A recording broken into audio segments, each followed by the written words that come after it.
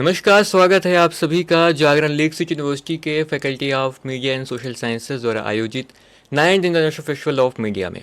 मैं हूं हर्षित तिवारी और आज हमारे बीच मौजूद है वो मुद्दा जो अमूमन आपके सामने आता है, वो है खबरें। वो खबरें जो आप हमेशा स्क्रीन और खबरों के माध्यम से पढ़ते हैं, परंतु उसकी बारीकी को नहीं समझ पाते। उसकी बारीकी, उसके पीछे के तथ्यों को समझने के लिए आज हमारे बीच मौजूद हैं दैनिक भास्कर के स्पेशल सीनियर करस्पॉन्डेंट वैभवपाल नेटकर जी, जिन्होंने इसराइल फिलिस्तीन के गहन मुद्दे से लेकर के कश्मीर और मणिपुर जैसे गहन वायलेंस तक को कवर किया हुआ है। सर, बहुत बहुत स्वागत है आपका। Thank you. तो सर, सबसे बेसिक जो मैंने कहा, इसराइल फिलिस्तीन, वो मुद्दा जो कि खबरों में एकदम सुर्खियों पे था, हर पत्रकार उसे कवर कर रहा था, वो भी स्थानीय से, और आपने उसे कवर किया ग्राउंड जीरो से। कैसा था अनुभव? जब भी आपको इंटरनेशनल कॉन्फ्लिक्ट कवर करते हैं, मैंने बहुत ज़मीन पर जाकर उसको कवर किया है। इसराइल फ़िलिस्तीन का मुद्दा जब हम लोग स्कूल में थे, कॉलेज में थे, हमेशा से सुनते आए हैं और तकरीबन 60-70 साल से ये दुनिया का सबसे बड़ा कॉन्फ्लिक्ट बनकर उभरा है। आई थिंक उस क्षेत्र में जितने लोगों की जान गई वो किसी और दूसरे कॉन्फ्लिक्ट में नहीं गई।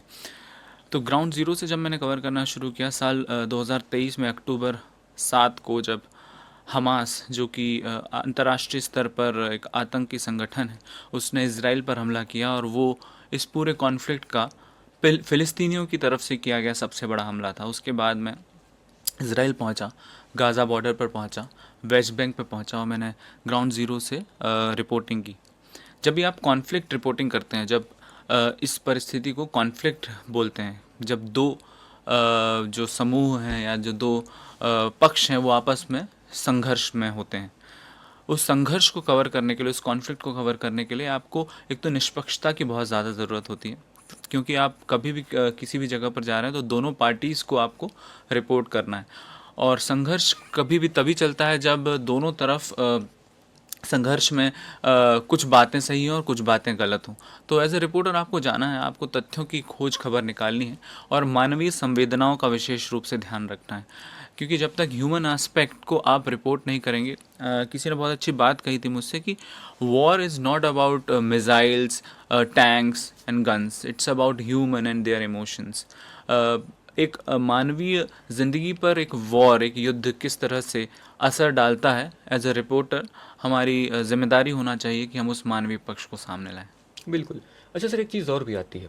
हमने बात की इसराइल फिलिस्तीन वॉर की, सो आप वहाँ पे गए हुए थे एज अ फॉरेन मीडिया, तो वहाँ की लोकल मीडिया भी वहाँ पे उपलब्ध थी, इसराइल की मीडिया होगी, तो इसराइल की मीडिया में और आपने अपने आप में वहाँ पे क्या अंतर पाया?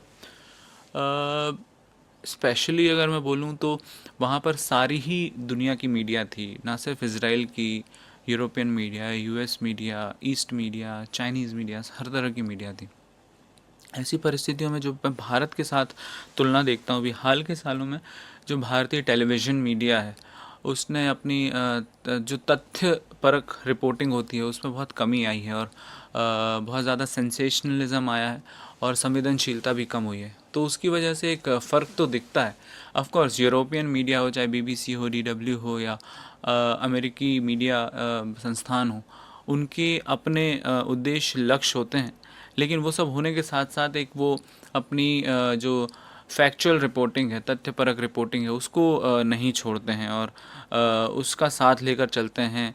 अपने दर्शकों की जो विश्वसनीयता है, ट्रस्ट है, उसको बना के रखते हैं और वर्ल्ड वाइड भी वो अपने जर्नलिज़म पे इन्वेस्ट करते हैं, चाहे वो रिपोर्टिंग के मामले में हो, चाहे फैक्ट चेकिंग के मामले में हो।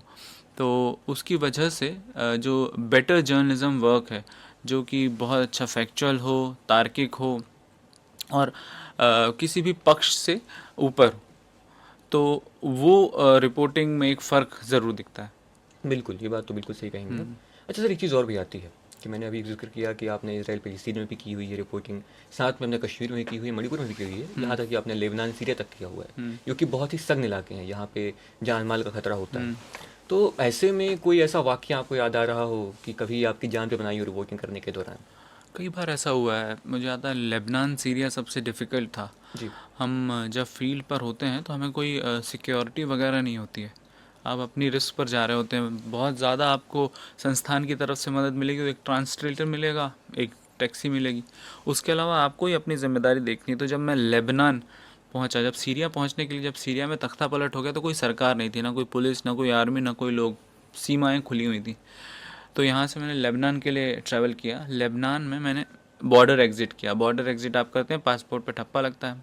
बॉर्डर एग्ज़िट करने के बाद एक बफर ज़ोन आता है कुछ किलोमीटर्स का। बफर ज़ोन पार करके हम वी वर एक्सपेक्टिंग कि सीरिया बॉर्डर पे, नहीं पता था कि क्या सिचुएशन होगी, क्योंकि HTS जो कि पहले आतंकी संगठन कहा जाता था, वहाँ अब उसका शासन है और उसके कमांडर्स और फौज वहाँ तैनात थी।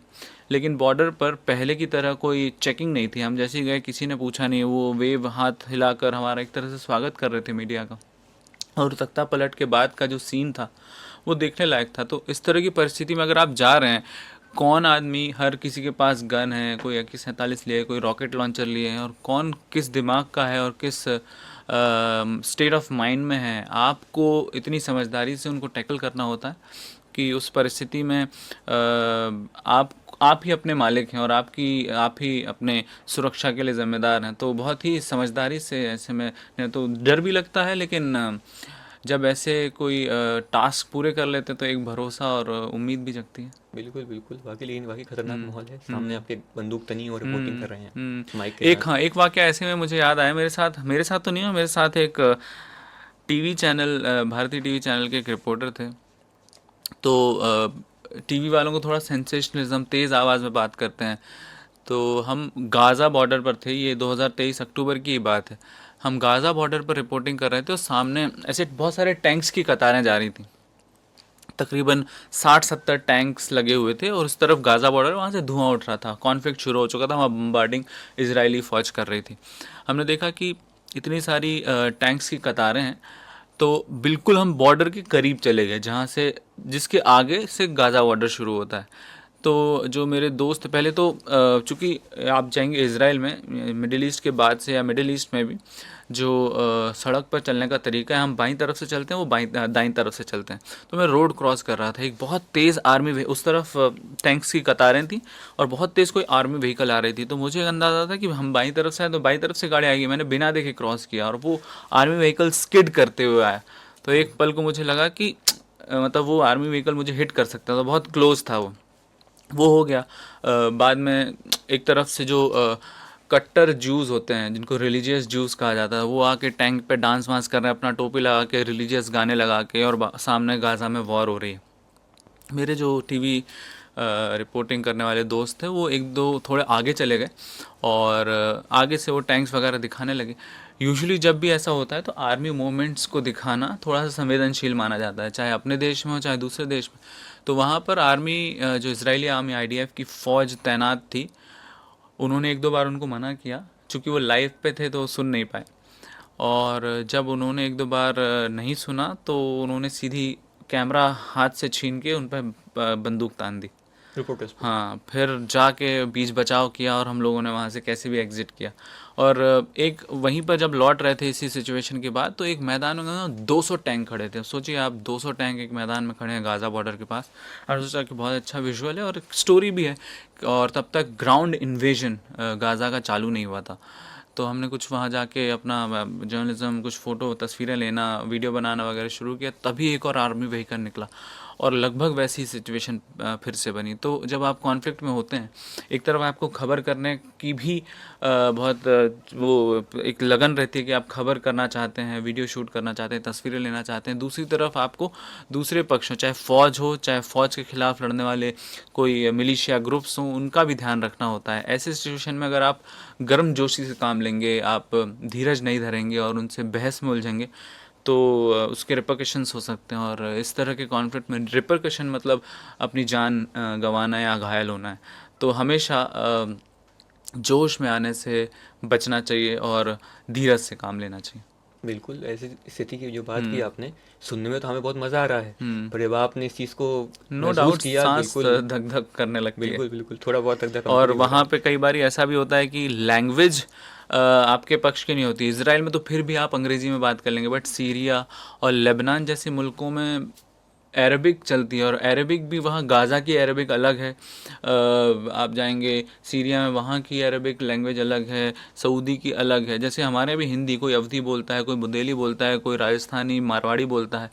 कहने को सब हिंदी है, लेकिन वो मारवाड़ी वाला मगही नहीं सुन सकता, या ब्रज भाषा वाला बुंदेली नहीं समझ सकता। बिल्कुल वो एक बिल्कुल। फ़र्क आता है। बहुत बहुत धन्यवाद आपका जो आपने इतने महत्वपूर्ण इंसाइट्स जो थे शेयर किए हमारे साथ। Thank you so much, it's my pleasure to be here. Thank you so much sir. ये था पूरा साक्षात्कार आपके सामने, आप देख रहे थे लेक्सी की लाइव। तब तक के लिए धन्यवाद।